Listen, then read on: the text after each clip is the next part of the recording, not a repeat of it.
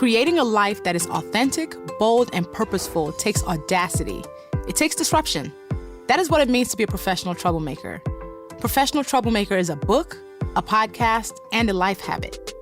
I'm your host, Luvvie Jones, bestseller of books, aficionado of authenticity, and sorceress of side eyes, here to bring you conversations with world movers and change agents who have gotten where they are through their tenacity, their truth-telling, and commitment to making good trouble. From time to time, I'll even do deep dives on topics that are on my spirit. My hope is that this show compels you to do big things in a world where we have so much to fear. Let us loan you courage. Listen in.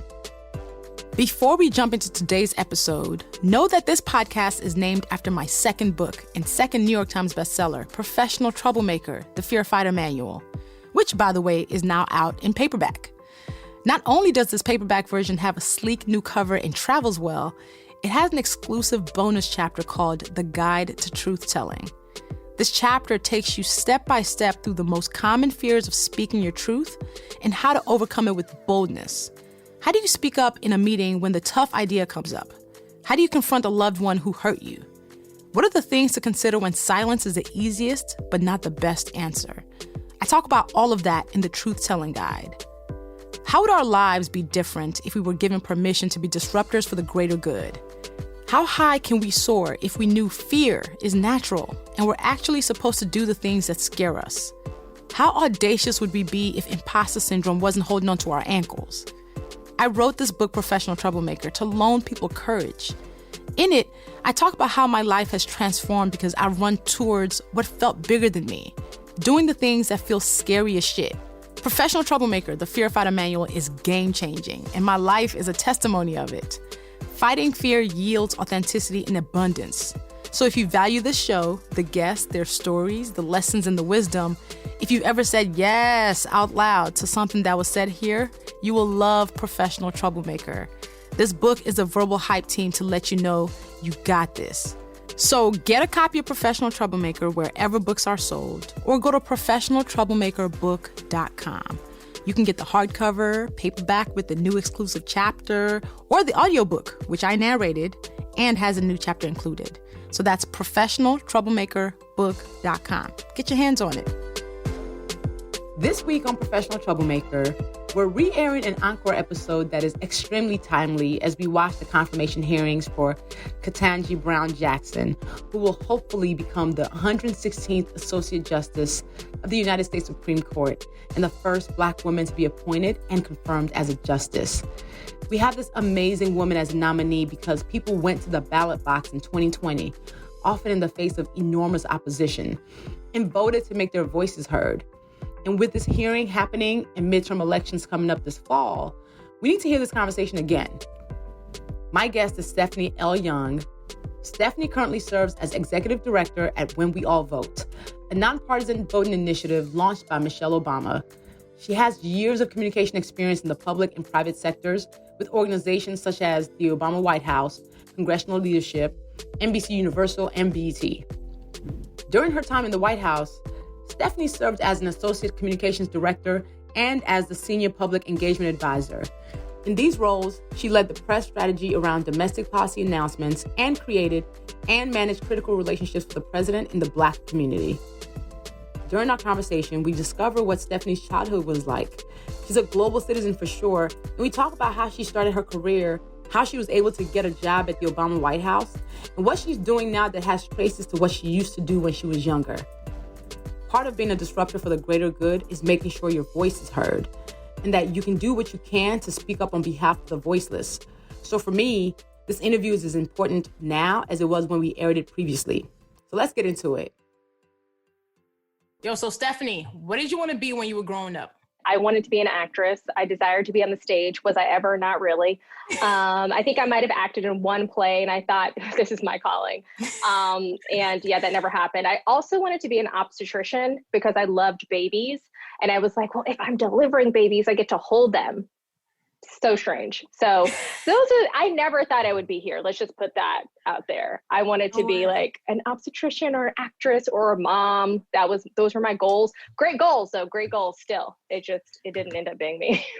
Not at least right now. Here's the thing is, I feel like a lot of us wanted to be very things. I mean, again, failed doctor over here. Clearly didn't happen. So fully understand. So how were you when you were little? Like, what was little Stephanie like? You know, I was that kid that, you know, every time my mom went to a parent teacher conference, it was like, Stephanie's such a sweet girl, but she talks too much. Or I had to move her away from, you know, her friend. They can't control themselves. They're always talking.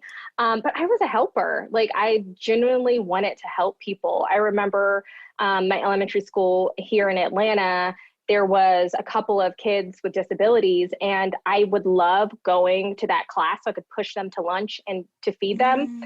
And I think it's probably because I was obsessed with babies too. So I was thinking, you know, this is kind of like a mother-child situation. Right. But I never wanted anybody to feel like they weren't a part of the group. I remember a little Hispanic girl came to our class, and this is like, in the 90s? So it wasn't a huge influx of Latinx Americans, at least in Atlanta at that time. And the little girl didn't speak English. Her name was Karina. I did not speak Spanish, but I would definitely count, you know, to 10 in Spanish with her, as if I was communicating something different, or I would just be speaking gibberish or translating for her. So I took, like, that was kind of my role at times. I was the person or the kid trying to help other kids, and or, you know, trying to be in the center of attention. I did, you know, I was a different kid, but I also had a very different childhood, not a typical childhood, growing up here in Atlanta, but then also living in South Africa for 4 years. So tell me about that. What made your childhood atypical? Well, first, my father was a bishop in the AME Church. He was elected, and for all y'all who don't know, AME is African Methodist Episcopal Church. It is the oldest African American denomination, literally the oldest African American organization. So it's really important to know that. But he was elected bishop when I was 8 years old, and that's kind of atypical. Typically, what happens is that, like, you're elected kind of later on in your career, or my parents just had me a little older. They were like 40, 41 when they had me. So I was a little bit of a special surprise kid. I was the youngest of 4 girls. So in 92, when he was elected, his first assignment was South Africa, Namibia, and Angola. So we lived in Cape Town. We moved there in 1992. Obviously, this is before apartheid ended. Nelson Mandela was freed in 1990. And I remember he came to our church here in Atlanta, Big Bethel AME Church. And I got a chance to meet him and Winnie Mandela, not ever thinking that in a couple of years I'd be living in South Africa. But we were there for the transition of apartheid to democracy. I went to St. Cyprian's Girls' School. That's probably the best school I've ever been to besides my college, I'm thinking. And I had such a rich experience there. I boarded when my parents traveled. So I really was immersed in South African culture in a much different way than I think, you know, a kid who may go somewhere and spend 6 months, but I felt South African. And when I came back to the United States, that was a harder transition to acclimate back into our culture here. After Did you have a South African accent? I did. I definitely had a South African accent. My sister said I would call, and you know how, like, your register might be a little different in different countries. Like they go up, and at certain times where as Americans, we just don't, either we stay at the same tone. But she said I would call and be like, "Are you well?" And she'd be like, "Am I well? Who is this on the phone?" So yes, I definitely had a South African accent. I ended up picking up, and I know Afrikaans is the oppressor's language there, but I ended up picking up Afrikaans pretty easily because Cape Town is a huge place for that. But I also learned Xhosa as well in school. So I was able to understand and be somewhat conversational, more conversational in Afrikaans than I was in Xhosa though. So yeah, I was. So how old were you when you came back to the US? I was 12, and my nickname in school was South Africa. That's what they call me. And I remember standing up in the middle, in the front of the class, and my teacher goes, "This is Stephanie. She just moved here from South Africa." And I was like, I'm from here. And she was like, "Oh, okay." So it definitely was like a different transition, and schooling is year round there. So I missed most of 6th grade. I did, I think, a couple of weeks of 6th grade there, came back and went straight into 7th grade because that's kind of how the calendar was. So it was, but I had never skipped a beat. So clearly South African education was a little better than what we have over here. I mean, even under apartheid rule. Can you imagine? That's actually pretty bad. It's pretty terrible. But That's true. It's true. Like there was no gaps there for me. Wow. So I was able to go right into 7th grade, no problems, no issues besides socially. I figured it out pretty quickly though, but yeah. So how was it socially? Like, did you have a lot of friends when you came back? I guess, no, probably not. I'm thinking there was one girl that moved and we're still like best friends to this day. Her name is Jada. She moved from California. I came from South Africa. We were both like very strange people at our school. But I am true to my talkative, over friendly, probably at times personality. So I got a lot. I ended up having a lot of good girlfriends. My mom started a mother and daughter book club because she felt like I wasn't reading enough. So, I had to invite girls from my class into the book club. So like I had those friends through my mother's relationships as well. And yeah, I enjoy being a part of the life of whatever institution I'm a part of. Maybe that's why I'm working in the space that I am, but like, yep.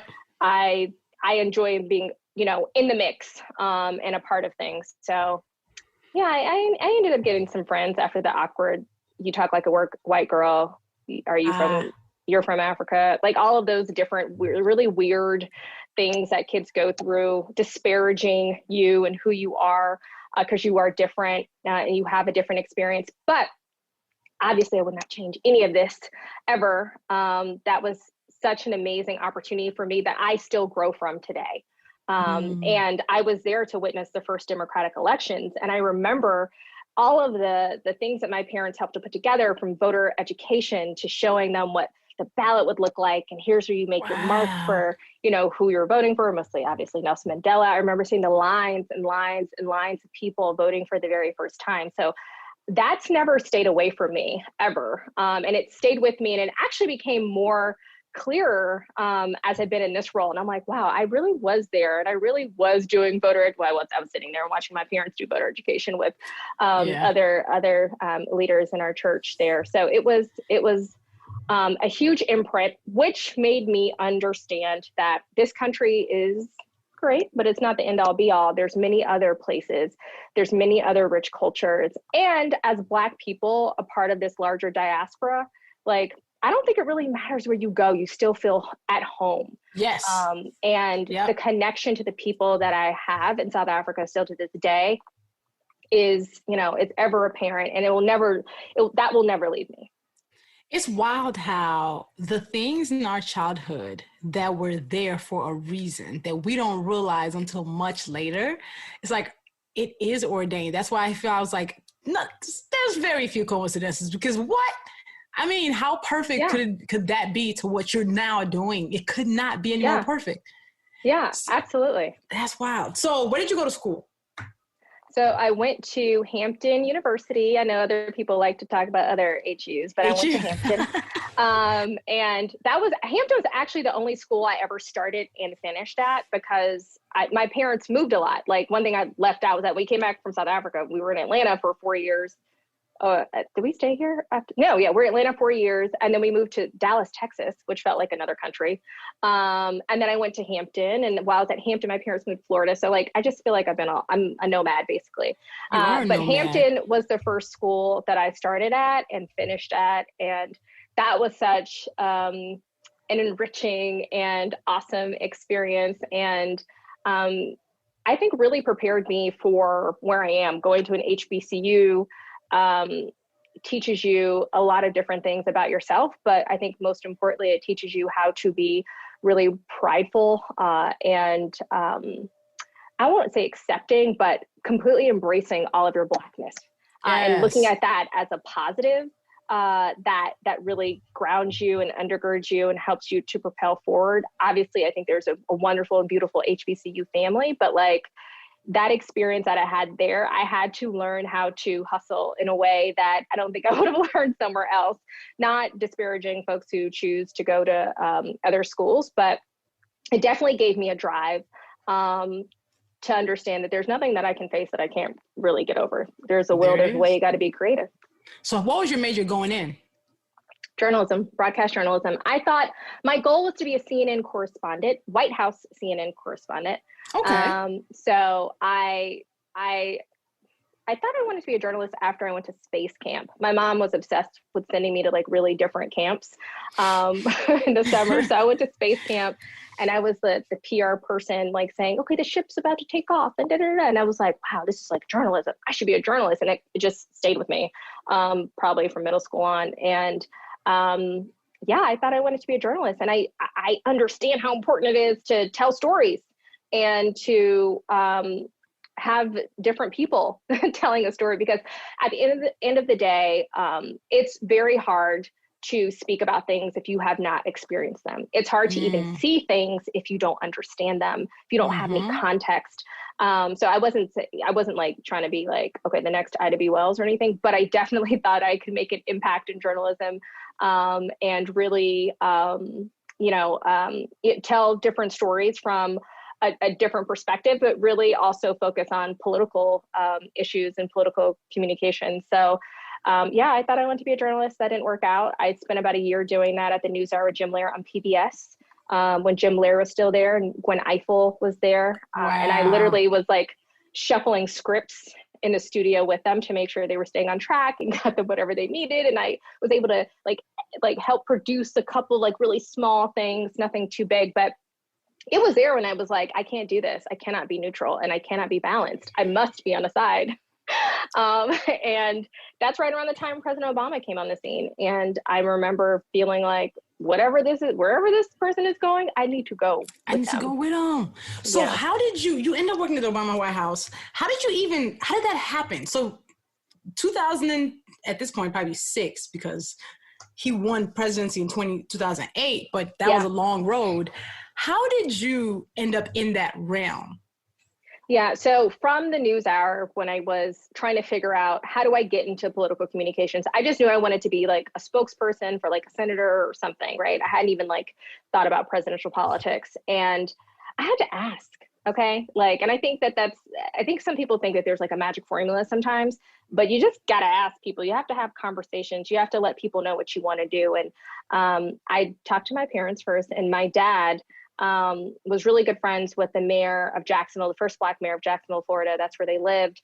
And he told me that there was one person I need to talk to about political communications, and this is a Black man, and he knows who he is, Jamal Simmons. And I met up with him and I had coffee, and I told him, I want to be in political communications. I don't know how to get there. And he told me about a job opportunity, ironically with Rock the Vote, because now we're good with mail vote, so weird. But he told me about an opportunity at Rock the Vote. I went there. I don't know. I was a hot mess. I didn't know what I was doing when it comes to being a spokesperson, but that's where I kind of got an idea of what it looks like. And then I jumped into political communications through the DCCC, which is the Democratic Congressional Campaign Committee. There's all of these different like stations and places that you can be at that you don't know unless you have these conversations, unless people talk to you about it or you talk to them about it. So from there, in comms, the thing is everybody wants to be a spokesperson. Everybody wants to be on the record. So I've had a different job every 2 years. I've never turned anything down that scared me. I actually realized that if it does scare you, you should take it. If it doesn't scare you, you should maybe let it pass and wait for something that's a little bit more challenging. So I took a new job every 2 years, working in mostly in congressional leadership with the Congressional Black Caucus, which was a wonderful, amazing ride, being their comms director. And then I went on to the Obama campaign after that in Florida as the deputy communications director for the state, which is a battleground state, which is literally where you learn everything as a communications person, because there's just so much you have to take into account and to be proactive about and creative about and organized about. So from there, that was my real introduction to the Obama world, working in this battleground state. And I went back to the Hill because it was safe, but it was a great opportunity to work with the Democratic whip at the time, who is now the majority leader, Steny Hoyer, as his national press secretary. And I still remember standing under Shirley Chisholm's painting her portrait in the Capitol, where I got the call offering me a job at the White House to be associate communications director for the president. How do you even apply for a job at the Obama White House? So you don't. That's the thing. Look, I think that there is something called PPO, which is like our personnel office that's typically at every White House, where they're recruiting, talent. But I didn't get a call from PPO. I got a call from people that I knew. Hey, they're looking for this position. They're looking for that position. Well, really also, this is kind of the plot twist here, though, is that I interviewed as I was going to be the communications director for the Congressional Black Caucus. I interviewed to be a press assistant. I did not care that I was about to be a communications director. I was like, I want to work in the White House. And Josh Earnest, who was the president's press secretary, said, you know what? You're in a really good spot. Do well, and perhaps you'll come back in another spot. And I was like, I was really, really disappointed. But then I was like, you know what? I'm gonna shake it off. I'm going to be a comms director for the Congressional Black Caucus, right? All of these amazing members. So why am I going to be upset about that? Well, fast forward, was it 2 years later, I ran into Josh on Capitol Hill. And I told him, hey, Josh, do you remember me? And he was like, yeah. Well, I don't know if he actually did. And I was like, I would love to sit down and talk with you. And he called me over and I had an interview. So it was a little bit of me being aggressive, right? Yeah. Trying to make an impression, ended up making an impression, doing the work where I was. And I think the thing about politics and public service in general is that it isn't about you. So, and as a staffer, it never is about you. You are seen and maybe you're heard, but you're not seen and you are heard, right? So like, you're always kind of in the shadows. Yeah. And I say that to say that like self-promotion, pushing yourself out there in certain ways are not okay because it's about the principles, about whoever you're working for and representing. So it was very important for you to put your head down and actually do the work. And I really feel like over those years, I did the work and I put my head down and I learned and I built relationships and I made mistakes and I grew and I, try to be creative and and I also tried to be aggressive, right?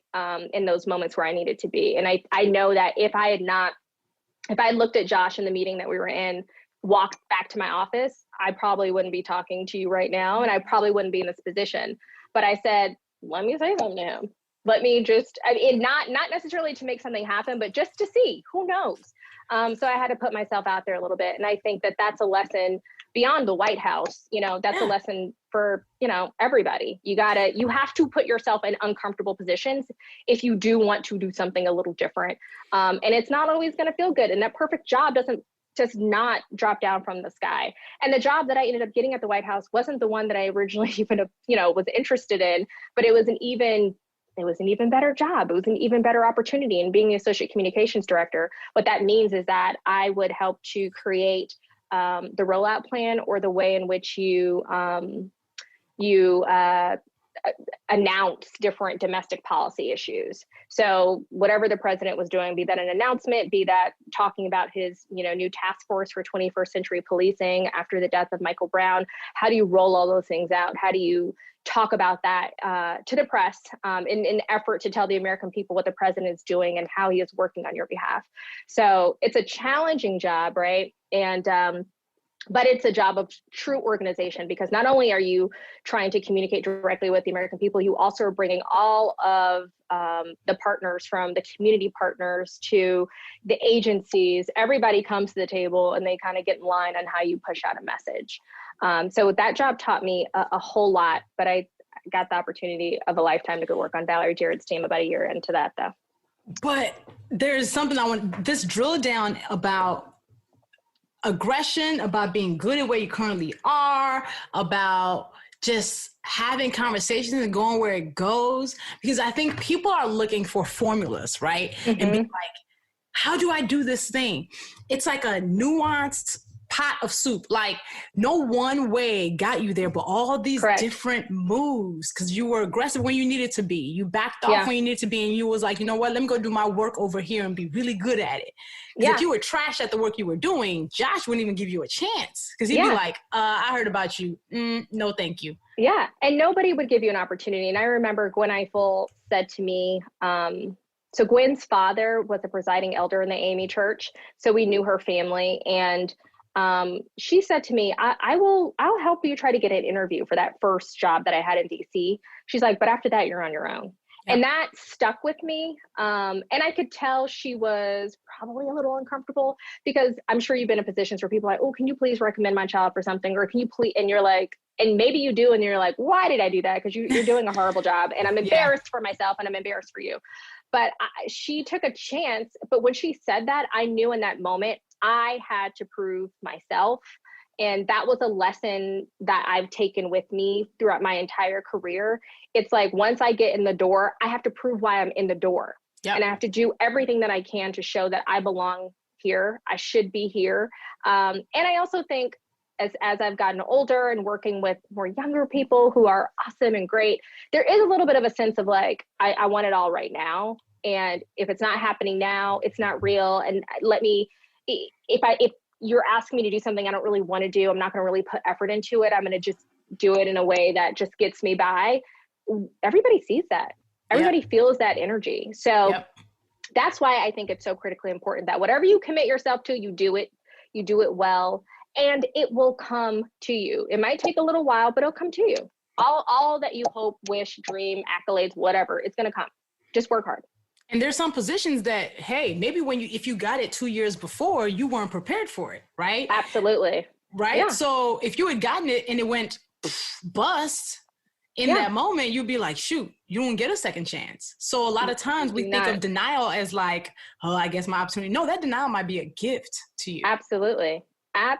And you don't, and take it with a grain of salt and move on and move forward. I can say, like, now in my career, I'm able to be more selective about the things that I want to do. That doesn't always happen.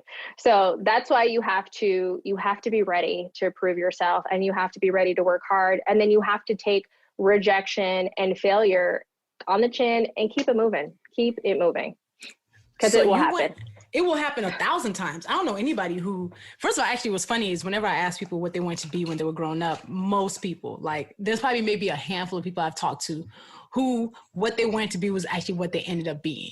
Yeah. Like that in itself is a form of failure, but not really, because you actually learned where you wanted to go. So you went from associate director of comms to working on Valerie Jarrett's team.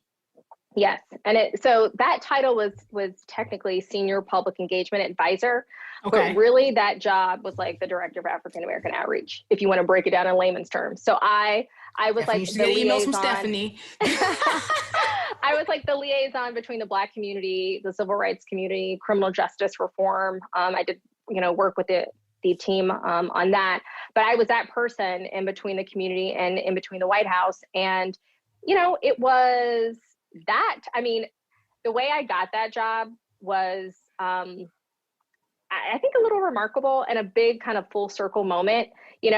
Again, like as you're kind of climbing the ranks, you have these junior level staffers, and I was always a junior level staffer. And which means that you might offer an idea here and there. You might get to lead on something occasionally, but ultimately you're reporting up and, you're making sure the work is getting done.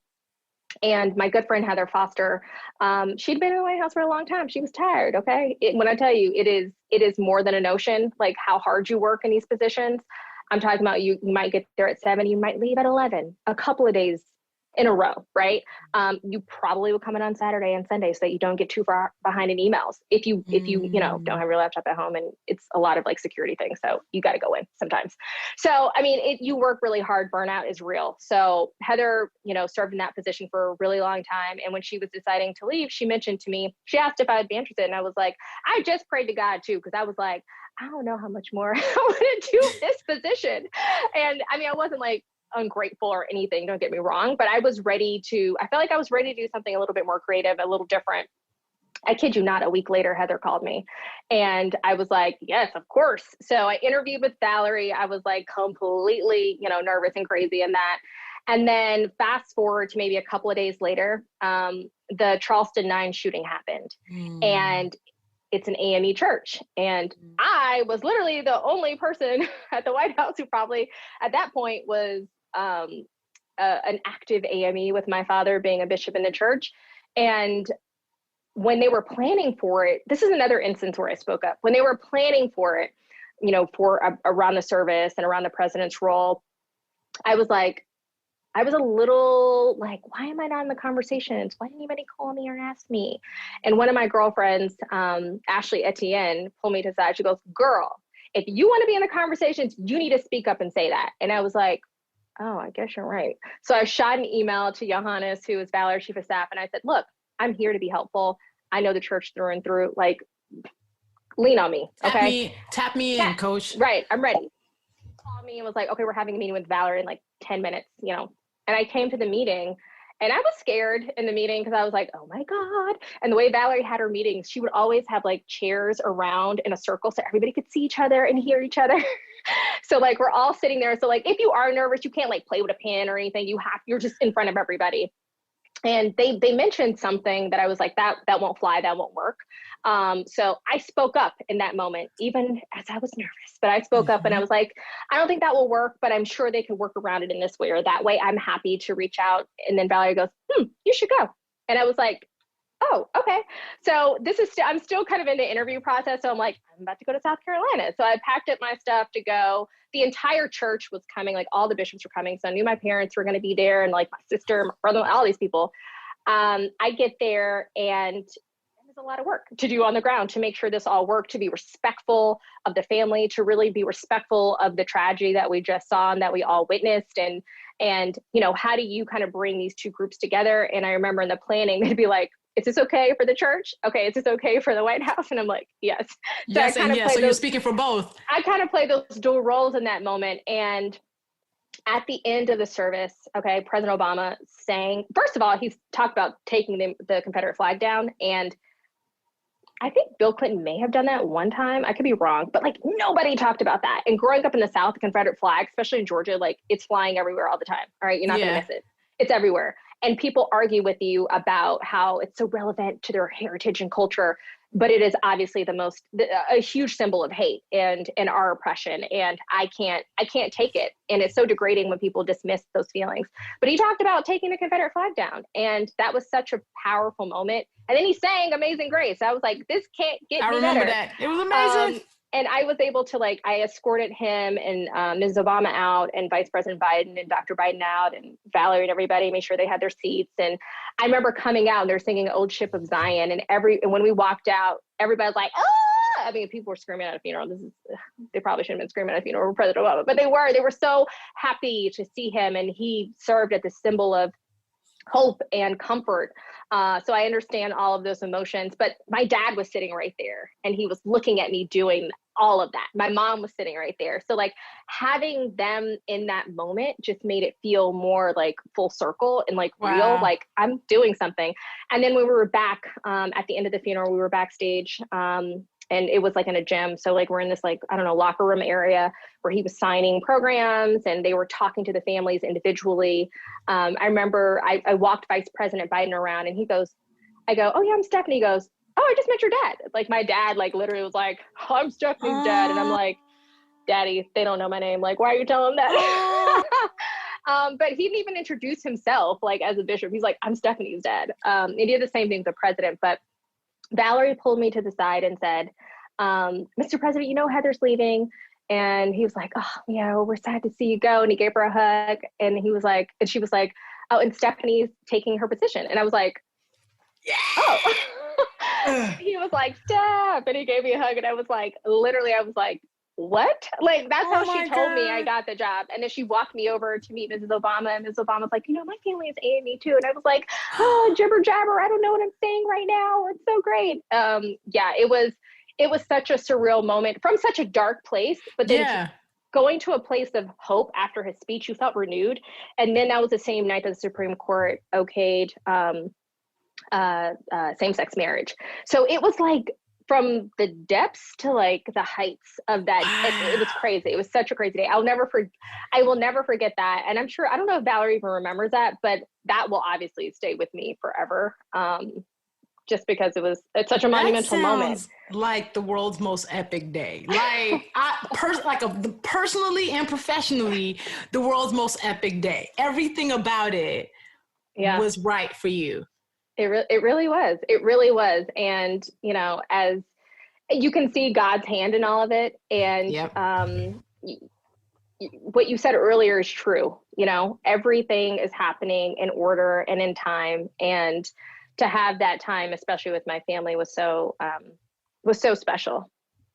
Wow. I love that story. So that's how you met Mrs. Obama. Uh-huh. and clearly she fell in love with you. I just remember y'all in the White House being epic in that, like, my inbox was always lit with like what the White House was doing to engage Black people, to like make it the people's house. And South by South Lawn. Oh yeah, swag surfing. Cookout of all cookout. Like South by South Lawn was like, I remember walking into the White House that day and being like, I absolutely have to try to drink in every single detail of today because I know this is beyond significant. Yeah, it was. I mean, that's the thing I loved too. The fact that we try to do different things, and shout out to Disha, who like was really on the cutting edge of like pushing the ball forward to have these really inclusive events for everybody. And it was the people's house. I mean, I think about the Easter egg roll and how many people we brought in. I think about the last Black History Month, like the biggest receptions of all time. Also there for that, because y'all had Morgan State's band playing outside. The White House was so Black? Tennessee State. It was Tennessee State. Oh, okay. So y'all had Tennessee State's band playing. You know what? You're right. It was Morgan State's band for that one. Tennessee State's band did the opening of the African American Museum. That's the one. Got it. Yeah, Morgan State did the last reception of the White House, like the Black History Month. Yeah, y'all was serving Hennessy at the bar. I remember David Johns, and Unique standing by the bar being like, this is some Black shit. Like, y'all really have unlimited Hennessy, fried chicken, y'all macaroni. It was just unapologetically Black. It was just, and we sat there just like, y'all, this is magical. We knew it was magic as it was happening. Absolutely. And like, I don't even pinch myself, because I do feel like there were times where I was able to do what you're saying. It's just like, stay in the moment and realize kind of where you are and what you're doing and how significant this will be. And I'm always going to think about the dance event that we did for Black History Month with these little girls. It was my like dream to have. So I think Black History Month is usually like, you know, I've been buked and I've been, you know, torn. Like, it's always like downtrodden and like, we gonna help you Black people. And I'm like, can we stop that? Can we celebrate being Black? That's what it's about. It's not about like, yes, let's talk about where we've come from. Absolutely. Nobody's saying let's not talk about the history, but I think it's so incredibly important to celebrate who we are as a people. And I was like, why don't we do like a dance event that shows the progression of African Americans? So we can start off with Alvin Ailey doing their dancing, representing our time in this country being enslaved. Then we can go over to the Dance Theater of Harlem and show that's like Reconstruction. We start to get a little bit more access, and we have you can do ballet and all of these things. And then let's also do hip hop to kind of show where it all like ended, like the melding of all these things. I take that back. We started off with African dance first, obviously, with Debbie Allen. She kicked it off with African dance. And then we went to, you know, unfortunately that period of time through Alvin Ailey. And then we went to Virginia Johnson, the Dance Theater of Harlem. And then we ended with Fatima Robinson for hip hop. Yes. And we had 50 little Black girls, about 51 little Black girls, ages like 6 all the way to 14. And my dream was just to see their little faces dancing in the White House. Like, how free can you be, right? Dancing in the White House. And we made sure we got some girls that did appreciate dance, and instead of getting kids that like wouldn't really appreciate the moment, but kids who have promise, and there could be potential for them to go off and, you know, be a part of this art form. And I remember there's a little girl named Sojourner, which is like, wow, of course her name is Sojourner. How perfect. And they called her Sojo, and she was the sweetest little girl. She had to be 8 years old. And there's another little girl, and she had no teeth, no front teeth. And when they were dancing to Alvin Ailey, and they, you know how they do like the movements like this with their hands spread, and they're literally dancing to like a very sad song. And she saw Mrs. Obama, and the look on her face was like, I mean, it makes me teary-eyed thinking about it every time, but I know that moment will forever live on in their lives. And we did this little wrap-up video with them where we caught them while they were waiting to perform, and they were sitting there and they were asking them, like, what are you most excited about? I mean, to be at the White House, and like, to meet Michelle Obama. And like the energy from them, the excitement from them, the hope from them, like I know that will forever be implanted on their lives. And that's what I loved about the Obama White House. It was about the possibility of everybody, right? It's not the possibility of a few. It's a possibility of us all. So we're not cutting off opportunities. We're not cutting off, a path forward if you mess up. We're literally trying to give everyone an opportunity to be their best self in this country that is promised that, right? For not for everybody, but for some. So we're trying to change that. And that was we were actively trying to change it.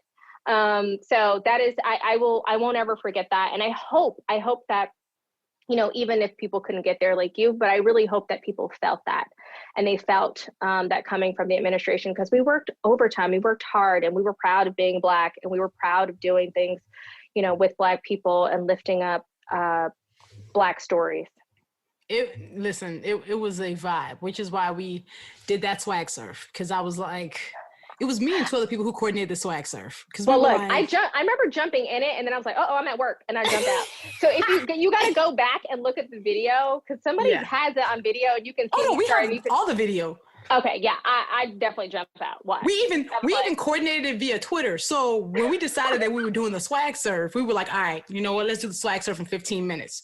So we tweeted, we was like, yo, whoever's at South by South Lawn, meet us in front of the sign. I didn't realize that even happened. Oh, absolutely. I was like, meet us in front of the sign. We're going to do the swag surf. So somebody's job, I can't remember who it was to go convince the DJ to go rogue with us. Yeah. And DJ said, bet. And 30 people swag surfed on the lawn of the White House in October 2016. Actually, the anniversary just came up because it came up in my memories. Oh, really? And somebody reposted it, was like, oh man, this is a good time. I was like, oh my God, the Blackness. It was so Blackness. Real. The Black excellence was so real. It was. Once the administration ended, again, I'm Forrest Gump. So I consider myself to be Forrest Gump, because you know how Forrest Gump ends up in all the random scenes, and you're watching the film and you're like, oh, Forrest Gump was there when this thing launched. Yeah. I'm Forrest Gump because I also was there at the last Christmas party. Oh, yes. I remember that because you were with Yvonne, right? Yvonne Ortiz? Me, Yvonne, Bose, Issa. Yeah, I remember that. Like, we basically... And we actually ended up staying long enough. We were the last ones there because Tisha was like, I'll be back. We ended up watching, like, from the inside, their helicopter leave. Oh, yeah. When they were going on vacation. Yes. And me, as this Nigerian-born girl who showed up to this country, it was surreal. Yeah. Because here I am watching, mind you, and I've also never met President Obama. As Forrest Gump as I am, I've actually also never met him. Really? Never met him. So wow, it's the most random thing. But for you, as the exit was happening, like as that time was winding down, how did you kind of try to take it in? You're running at 100 miles per hour, and then to know that you're about to stop, there's relief there a little bit because you're like, okay, I am exhausted. But then it's also kind of like, you're like, oh my God, it's kind of weird. You may have like imposter syndrome. You're like, what am I going to do? What can I do? I don't even know what I'm doing. Who am I? Like, you kind of have that moment. But I will just say that obviously the election was so dark that you were kind of stuck in that. And President Obama had this saying, like, we got to run through the tape.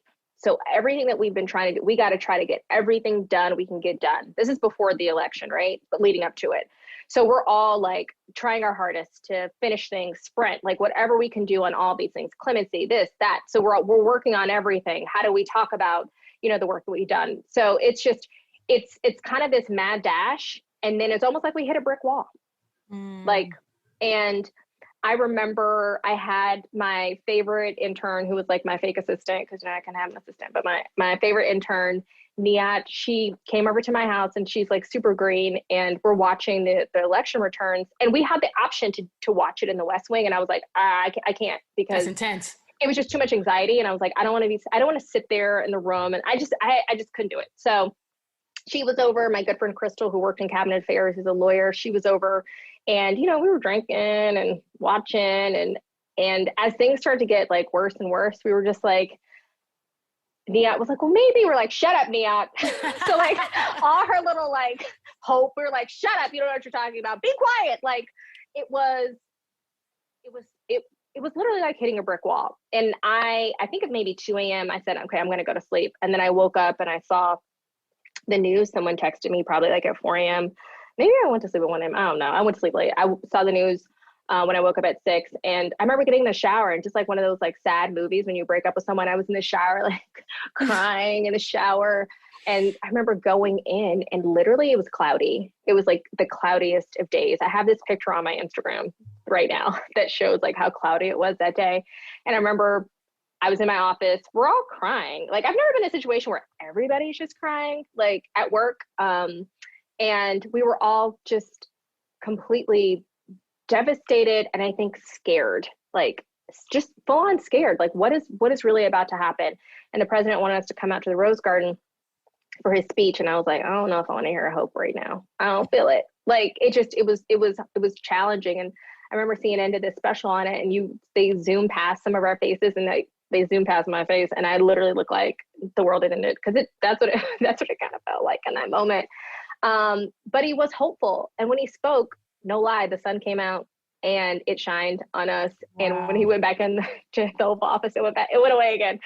But the ending was not what you wanted it to be, because if you put your heart and soul into it, it's very rare that you work with, you know, hundreds of people that are all working towards the same goal and are all passionate about seeing this country be and do better. And it's like, it just felt like everything was at that moment, like, is all hope lost? Obviously it's not. It never was, but we had to feel those feelings, I think, and just be kind of down. And I didn't even think about what's next in that moment. I was so shocked. I was so shell shocked. And then I was like, oh yeah, girl, you need to get a job.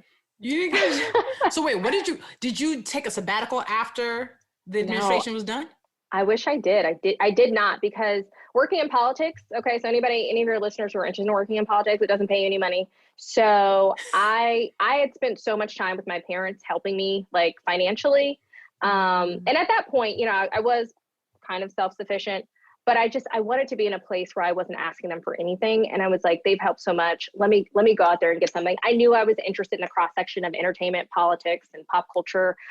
So I had the opportunity to go work with Deborah Lee at BET and do corporate communications. And I jumped at that. And working corporate, going from the public sector to the private sector is like, you're like, oh, this is for me. Like I take my nephew, he's like 4, to the store, and he's like, this is mine, this for me. That's what I felt like. I was like, this corporate credit card is mine. So it was really exciting to see kind of how the other side of things worked, but also how much power and influence you can have, not just in the most powerful office in the land, but through culture and through storytelling and through content. And there's so much power there. And it's half of the reason, if not all the reason, well, half the reason, let's be fair, it's probably half the reason why our country is where it is, because all of these mediums really help to not only tell stories, but it helps to push narratives.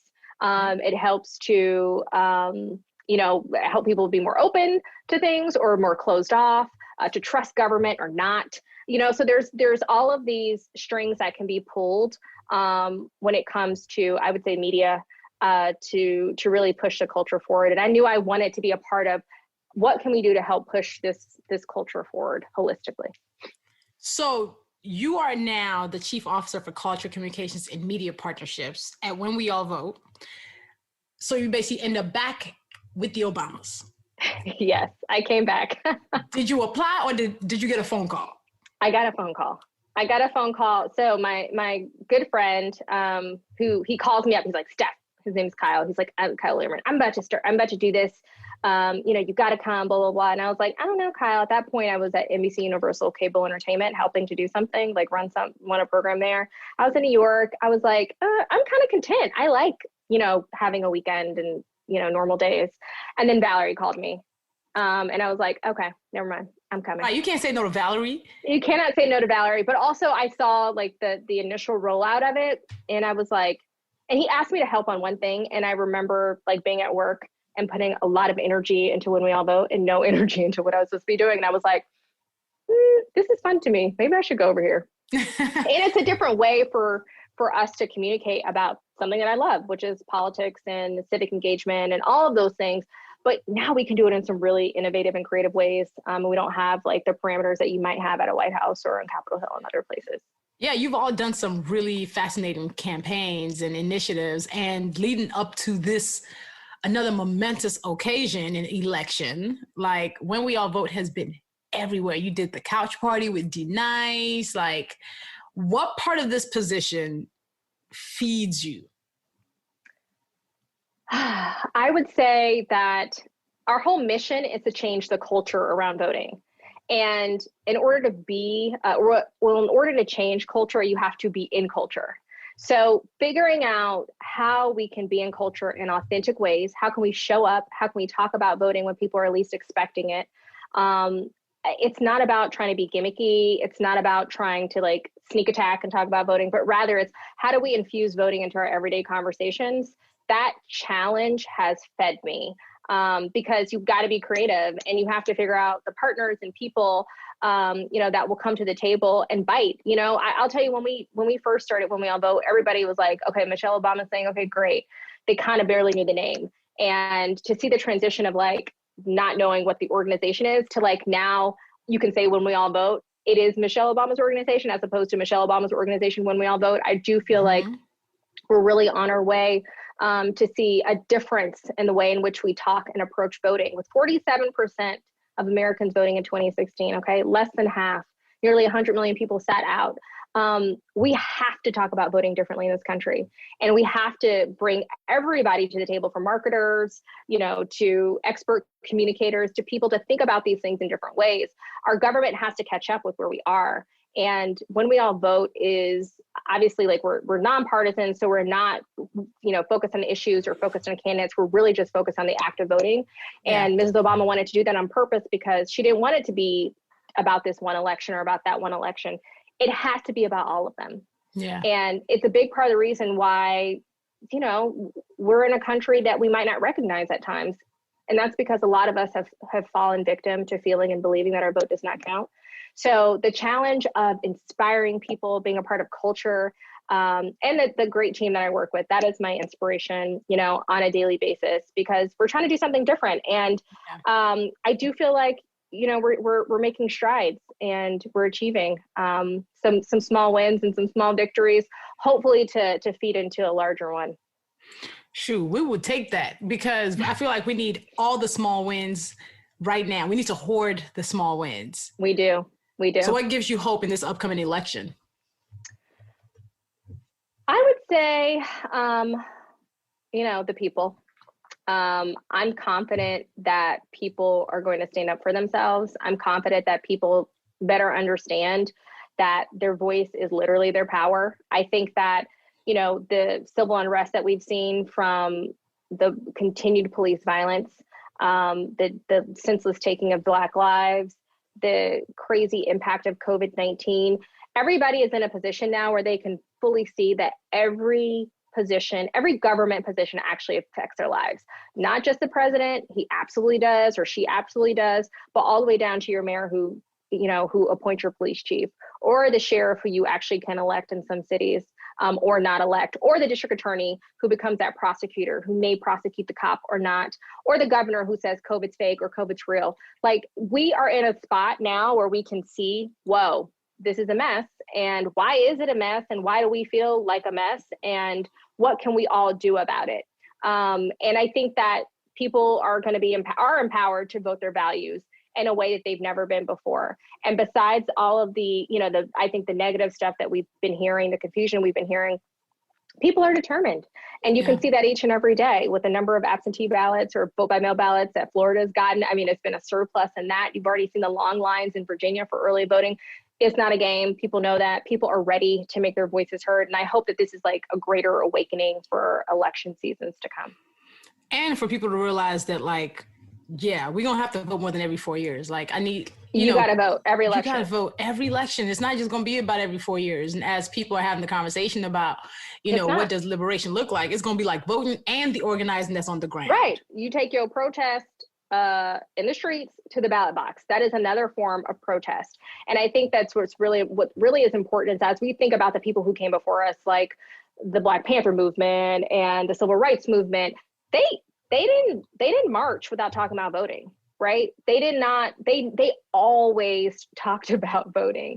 And I think that it's so important that we still have that in the forefront. I think that there's been a lot of say around, well, it doesn't really matter. Maybe we should hold our votes. And, what Mrs. Obama likes to say is that democracy moves on with or without you. So either you're in it or you're not.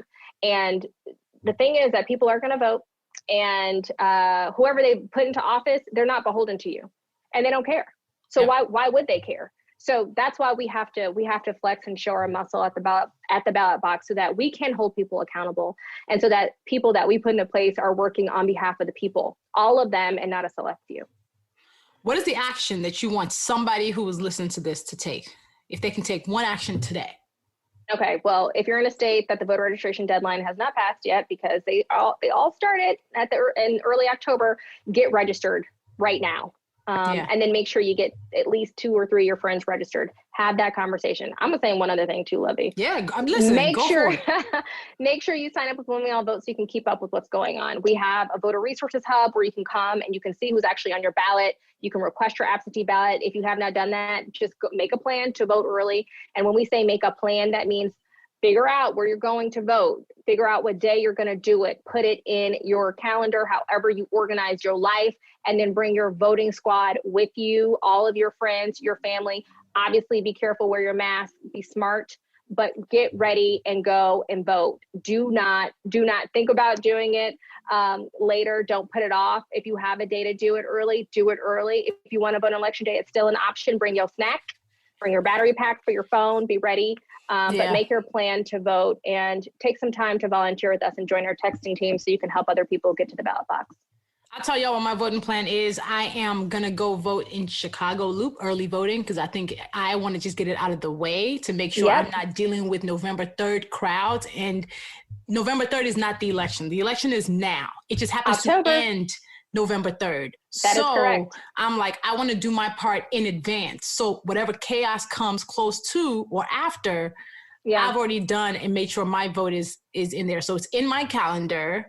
I've marked off the day. There'll be no meetings around that time. I'm giving myself hours, and I'm going to carry a little backpack because I've been hearing that the lines are long, even for early voting, which I've never seen before. I've never seen it before. That's energy. That is energy. So it's so important that we all, prepare. And I know that sometimes when you're a little younger, procrastination is the key to life, but not for voting. Not for this year. Not this year.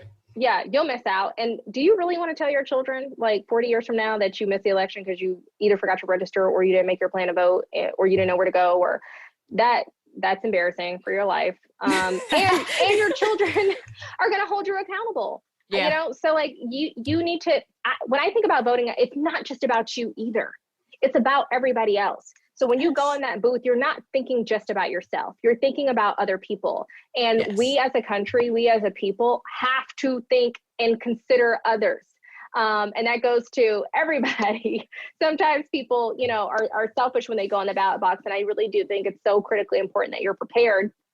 That's why that ballot review tool is really important on our voter resources hub. That's in voter resources tab on whenweallvote.org, where you can see who's on your ballot. But you got to think about other people. And when you sit home, it affects other people too. That part. So I always like to ask people, as you're engaging in living in this dumpster fire world, okay? Because it is a trash box. It's a trash fire. It's just it's garbage. What's your self-care? How are you taking care of yourself? And just so y'all know, like Stephanie's skin, the woman's skin. I'm shining, but I'm shining like ew, like you too shiny, you need a blot. No, like Stephanie always gives me skin, always gives me red lip. I'm just like, so clearly she's doing something. So yes, what is your self-care game? My self-care game, I've added in a couple of things. One, I haven't been really consistent working out. I actually worked out this morning for the first time in about 2 to 3 weeks, maybe a little longer than that. But like, that really does give me energy to be positive in the morning. I feel like a better person after I work out. I feel like I can conquer something, and then I have a cup of coffee, and then I feel like I'm really, on top of the world. And then that fades a little bit in midday. But having that time for myself to actually not think about anything. I know that sometimes when I'm busy, it's like hard to like not think about work, but just that hour in the morning where you're just focused, you're leaving before dark. It's just, and you feel the air and the sunshine, whatever's happening when you wake up and get out to go. I love that feeling of feeling I did that for myself, but that I am stronger. I also love the what is it? The Care app, like that meditation app. Calm. Jesus, the Care app. Yes, the Calm app. I love that app. So I don't do it every morning, but I try to do it as much as possible just to center myself. And again, like when I do it, I'm like, thank you, God, for this message, because it's always relevant to something that's happening in that moment. But the stillness of that is beautiful. And I see the impact of just like really centering yourself, because this world is crazy and we're filled with so much. We have to fight for ourselves right now as well. And that is my way of trying to fight for myself. And then, I lost my father, who got really sick in the end of 2018 and passed away January 16th of 2019. So, I'm still in that grief, like world and the early grief process. I know that it changes, and, dealing with that is beyond real, and especially during a global pandemic. And I'm home I came home to be with my mom in Atlanta, and I'm like changing light bulbs. And if like I see, I'm like killing a bug if I see a spot. Yeah, I'm doing the stuff that my dad would do. Like I'm taking the trash down the driveway. And so like there's not a day or minute goes by, not saying like, oh, I don't want to do the things you did, Daddy. But it's just like I'm consistently reminded of his loss right now in a way that I probably would not have been if I was kind of living my get on the plane, go here everyday life. But it's you're sitting in it. So I do have a therapist, and I do talk to her. I try to do every week and carve out some time, because you need that. And we can't always face everything by ourselves. We don't have the tools to always do that, but thank God we do. Some of us have the resources. So those are the three things that I try to do consistently. And I'm not gonna lie, I do like to eat, carbs as well. And a lot lot of them. And carbs is my love language. Okay. Carbs is my love language. I'm not sorry about it. I just no. Like, and being at home in Atlanta, I mean, I'm going to have some fried fish and some fried this. And so I'm going to do it every now and then. It makes me feel good. Yeah. As it should. Therapy. What are you doing? Oh, girl. All that. So first of all, this is how crazy it got for me. I stood up my therapist twice. And I was like, I'm failing. I'm failing. I got to get it together. So I actually called my therapist last week and I was like, okay, I'm sending us calendar invites. Yes. And booking it out 3 months in advance and being like, we're going to set this time. And she said, okay. So I sent her a calendar invite. Mm-hmm. So I was like, okay, I got to get back to therapy. I have been doing the Bible app, just trying to read it at least once a day, just kind of open. As I'm scrolling through my phone, I'll be like, you know what? Let me read a verse because get a quick word. I need to add that to my list. Yeah. Yeah, that Bible app. I leave it on my phone's home screen as a way to convict me. Yeah. Just at least take a look. No, that's good. That's absolutely good. Yeah. It's no. And then I have been, I've traveled twice so far. One, to go visit my mother-in-law for her 70th birthday. Okay. Where does she live? She's in Maryland. Maryland, okay. So I got COVID tested, which feels like wasabi is in your brain. It feels like you ate too much wasabi. Yeah. But overall, I was tested once. I want to forget it. Mm-hmm. And even when we went, we literally stayed in her house. We're not going anywhere else. We went from airport, her house. Airport, back home. And so for me, moments like that have been good. That's okay, praise God, get COVID tested afterwards. But I have been quarantining for real. I'm not seeing people. We have a pod group. Right. Oh, that's so cute. So your quarantined friends, who can't go out of that. Yes. Yep. Okay. These are the only people who we ever see, and we're the only ones they ever see. So what's up? Safe, cool. And even then, most of the time we're outside if we're doing something. But I think during this time, I've just been slowing down, trying to figure out what I need to do that's not going to run ourselves ragged, because as you know, a lot of us were used to the getting on the plane life. Absolutely. Constantly. I mean, all of our, like, from Essence to Leading Women to, like, you're just going. And this is a stop. And it's also like, assess, like, do you like where you are? Like, could you go further? Could you reevaluate some people, some things? So this has been an overall great awakening for a lot of people. And I also think potentially challenging for many who haven't been able to kind of find that balance that you seem to have with what you've been, doing in your life too. So, girl, balance is a constant search for balance. Like, today I might seem balanced. Tomorrow I'll probably be like, what? Today's definitely not a balanced day. But I think it's definitely showing us and giving us clarity on what the life that we want is when everything is taken away. Right? Absolutely. Like, if we weren't defining ourselves by how many flights we were taking. Because Lord knows, I see Stephanie in different states. I don't even know where Stephanie lives. I'm like, when I see Stephanie, it's usually in a different somewhere state. else. Absolutely. Somewhere else. And everybody's like conferencing and running themselves ragged. Mm-hmm. So now that everybody's sitting down, my friend Debbie Brown calls it the divine timeout. Yes, I love that. This divine timeout. And I think our job is to figure out, so when the timeout is lifted, how are we going to spend our time? How are we going to do it? Absolutely. I mean, I basically moved from New York back home, which is challenging, but I sublet my apartment, and I was like, let me save some money. Let me assess, because when this is up, this is not necessarily, I mean, I had a great apartment. I love New York, but this is not necessarily where I want to be.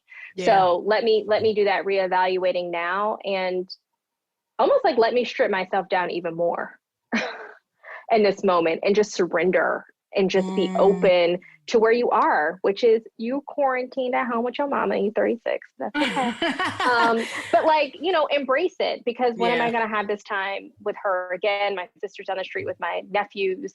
One just turned 4. So it's a little sweet age. And I've missed out on so much because we're always running. So I love that divine timeout. The divine timeout. So I'm excited to see what everybody does when the timeout is lifted, because I feel like we will all be clear. If we're not clear, we ain't use this time well. You're right. And it's not about how much you can do in this time. It is what can you gain from this time, right? Yes. To enrich you. And I think that people, especially on social media, have been like, if you're not doing this, I'm like, relax, please. Chill. I don't need this pressure in my life. Or that energy. So stop trying to make people feel like they have to be doing something, but rather, everybody needs to take a beat and then go vote. Your work is significant, and that's why I was like, I gotta have Stephanie on, because thank you, Luvvie. What y'all are doing with When We All Vote is culture shifting. It can change what happens. Y'all, if you listen to this podcast, don't listen to my podcast if you're not voting. Don't even, not at all. I need you to make sure that you are going to be counted. Your vote, your voice is going to be counted. So you go to whenweallvote.org, whole bunch of resources there, just a lot of resources. Follow the When We All Vote Instagram, because that'll keep you on track on what they're up to. The initiatives have been popping. And then Stephanie is, of course, on the gram. We'll put all your links in our show notes. Y'all need to follow Stephanie's work. Oh, thank you. I'm super proud of you and all that you've been able to do, and using your authentic voice in the way in which you do it, because I've seen firsthand how much of an impact you have on women, Black women, and it's so important. So I don't have to encourage you. I know that you're encouraged, but I'm super proud of all that you're doing. Appreciate you, boo. Listening back to this episode with the perspective of our elections 2 years ago, I want to make sure we all remember that we still need to be actively out there making our voices heard politically. We're seeing redistricting and all types of shenanigans in states across the U.S. and the Voting Rights Act being kind of in purgatory. And we need to be involved. And we have to make sure that we're voting in every election, not just the one about the presidents. School board meetings, county officials, all of it makes a difference in our daily lives. Your state representatives in Congress are up for re-election, and many of you may have a U.S. Senate seat that is up for grabs. So please make sure you've registered and you plan to vote. Be sure to follow When We All Vote on social media. They are at When We All Vote on Instagram and Twitter. And Stephanie is S. Lynn Young. That's SLYNNYOUNG on Instagram. Follow her work, follow the organization's work, and make your voice heard. Thank you for tuning in to another episode of the Professional Troublemaker podcast. If you loved what you heard, make sure you subscribe to Professional Troublemaker in your favorite podcast platform. Apple Podcasts, Stitcher, Spotify, wherever that is. Leave a rating with a 5-star review. Your insights and comments help us gather more professional troublemakers into our community. And go to textluvvie.com on your phone. That's textluvvie.com. And text podcast. Join our tech squad and talk directly to me. Let me know who you'd like me to be in conversation with or what topics you want me to do a deep dive on in a solo episode. Until next time, make some good trouble.